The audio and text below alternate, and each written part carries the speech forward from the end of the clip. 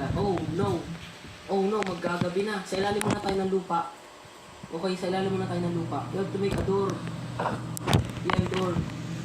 Yan, may door na tayo. Ano, we have to make a furnace.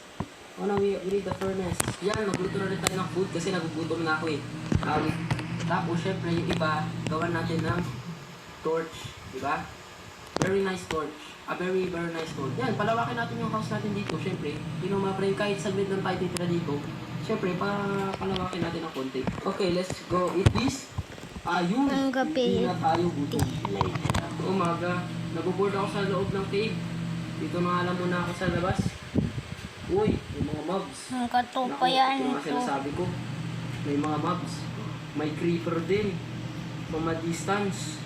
Halak ka. Oh no! Kakalayo ko lang sa base ko, may mga zombie agad. Uy, grabe naman. Patayin natin yan. Die, zombies. I-dodge ko yan. Uy, naglalaban sila. Uy, grabe, naglaban sila. Nag-away sila. Makulit ka. Ay na, mag-umaga na. Yes! Umaga na! O, isa ka pa.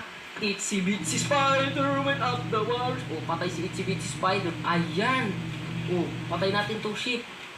O, nasan pa? Ay, ito, patay na tayo ng cow. Wow! Last na sheep na lang. Kailangan ko kasi ng 3. Last na sheep na lang. Where is the final sheep? Bam, and this one too. Yan! Oh no, may iron. Baka makita pa tayong sheep dito along the way. Kung kailang isang sheep na lang ang kailangan ko, di pa binigay sa akin ng Minecraft. Aba, ang galing. Ay! Yes! Sabi na ako, may narinig akong sheep eh. Nice! Ito pa, may